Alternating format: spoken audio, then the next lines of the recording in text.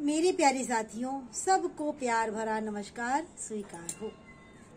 जैसा कि आज गोवर्धन पर्व है और जगह जगह गोवर्धन पर्वत की पूजा होती है, तो जो गोवर्धन पर्व है ये दीपावली के दूसरे दिन मनाया जाता है। लेकिन इस बार दीपावली के दूसरे दिन तो सूर्य ग्रहण पड़ गया, जिसकी वजह से इस त्योहार को एक दिन आगे बढ़ा दिया गया। तो इस दिन लोग पृथ्वी पर गोवर्धन पर्वत बनाते हैं, दिया जलाते हैं, गोबर के छोटे छोटे बाल बनाते हैं, गैया बछड़े बनाते हैं उनको, और गोवर्धन गोबर के बना करके अपने दरवाजे पर रख देते, उस पर एक सेंक लगा देते हैं, दिया जलाते हैं, उसमें खील बतासे इत्यादि चढ़ाते हैं और प्रतिदिन उसके आगे घी का दीपक जलाया जाता है। एकादशी तक दीपक जलता है। तो अब मैं आपको बता दी कि गोवर्धन पर्वत जो है, गोवर्धन पर्व क्यों मनाते हैं, कहाँ से इसकी शुरुआत हुई। तो पहले जो हमारा देश है, भारत देश, वो तो कृषि प्रधान देश है। यहाँ पे ज्यादातर लोग खेती करते थे। तो जो भगवान श्री कृष्ण थे और जो ग्वाल बाल थे, ये लोग पूरी तरह खेती पर डिपेंड थे। तो एक बार मैया यशोदा जो थी वो पूजा कर रही थी, पूजा की सामग्री बना रही थी। तो नन्हे से भगवान श्री कृष्ण अपनी मैया के पास आए और बड़े प्यार से बोले, मैया किसकी पूजा हो रही है, ये क्या कर रही हो। तो मैया ने उनसे बताया कि लल्ला, ये इंद्र की पूजा की तैयारी हो रही है।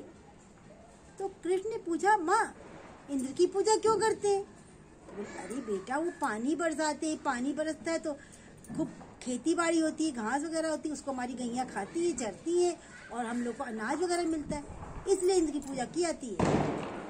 तो भगवान श्री कृष्ण बोले, नहीं मैया, जो इंद्र है वो तो बहुत अभिमानी है, तो बड़ा गुस्सा होता है, तो उसको तो आज तक किसी ने देखा ही नहीं, और माँ उसकी पूजा ना करो तो गुस्सा होकर के दंड भी देते हैं। हमें गोवर्धन पर्वत की पूजा करनी चाहिए। मैया बोली, वो लल्ला कैसे। बोले, क्योंकि जो गोवर्धन पर्वत है उसके प्रकाश कारण ही बारिश होती है। बोली, अच्छा। बोली, हाँ, और गोवर्धन पर्वत तो साक्षात दर्शन भी देते हैं। एक बार चलो सब लोग उनकी पूजा करेंगे। अब जितना ब्रजमंडल था सब भगवान श्री कृष्ण की बातों में आ गया। तो उन्होंने अपने घर में अच्छे अच्छे पकवान बनाए। पकवान बना करके बैलगाड़ी पर लाद करके सब उसको लेकर चले गए गोवर्धन पर्वत के पास और वहाँ उनकी पूजा की। अब भगवान श्री कृष्ण ने क्या किया, एक रूप अपना रखा, एक रूप गोवर्धन पर्वत में छुपा दिया। वहां से निकल के आए, उनको दर्शन देने लगे और जो कुछ भी वो लोग भोग लगाते उसको वो ले लेकर खाने लगे। कन्हैया बोले, देखा मैया, गोवर्धन भगवान तो भोग भी खाते हैं। अब सबने कहा, अरे लल्ला, जब ये सब खा ही लेंगे तो हम लोग क्या खाएंगे, हम लोग के लिए तो कुछ बचेगा ही नहीं, क्योंकि सबको तो ये पता था भगवान तो खाते ही नहीं।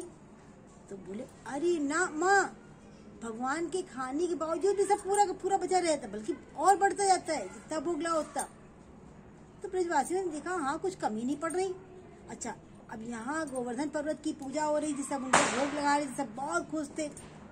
उधर से नारद जी जो है चले आए, बोले चलो जरा इंद्रोत्सव देखें। तो उन्होंने पूछा, ये इंद्रोत्सव कहाँ हो रहा है, क्योंकि वहां सब लोग गोवर्धन पर्वत की पूजा कर रहे थे। सबने बताया, यहाँ इंद्र की पूजा नहीं हो रही, गोवर्धन पर्वत की पूजा हो रही है। अब इंद्र पहुंचे, नारद जी पहुंचे, उन्होंने इंद्र को बता दिया। इंद्र को बड़ा गुस्सा आया, उन्होंने मूसलाधार बारिश करनी शुरू कर दी।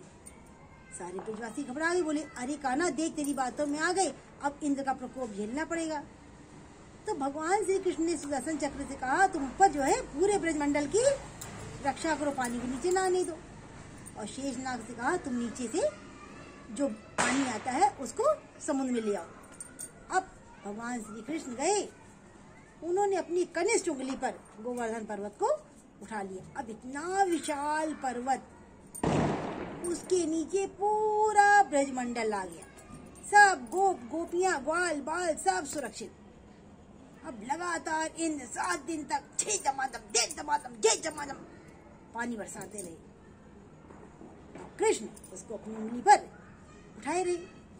अब मैया सोचे, मेरा कान्हा तो अपनी उंगली उठाए, कितना उसका हाथ दर्द हो रहा होगा।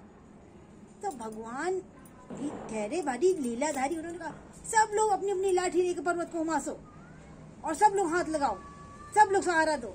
नहीं तो पर्वत गिर जाए। अब सब उसके साथ लग गया, सबको ये लगे कि हमने पर्वत को थाम रखा है।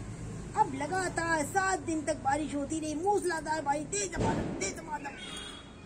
लेकिन जितने भी ब्रजवासी थे, किसी के ऊपर एक पानी का छींटा तक नहीं, ऐसा पूरी तरह सुरक्षित। अब इंद्रदेव का भाई सारा पानी खत्म हो गया, बचा ही नहीं। वो भगवान श्री कृष्ण के पास आए, उनको पता लगा कि ये कोई साधारण ग्वालपाल नहीं है, ये तो साक्षात नारायण है, नारायण जी का अंश है। अब इंद्र ने उनके चरणों में गिरकर माफी मांगी और कहा, मुझे माफ कर दो। कृष्ण बोले, आप में अहंकार आ गया था और मेरा भोजन तो है ही अहंकार। मैं अहंकार को ही, चाहे मनुष्य का अहंकार हो या किसी का, मैं उसको हरण कर लेता हूँ।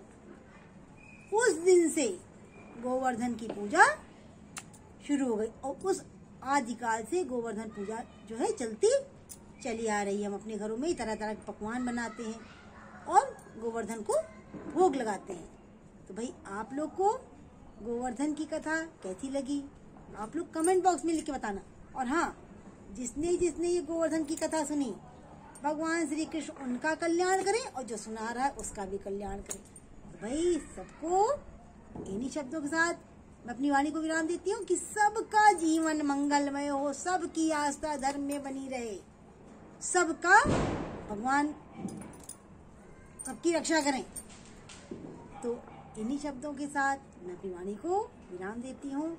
सबको टाटा बाय बाय।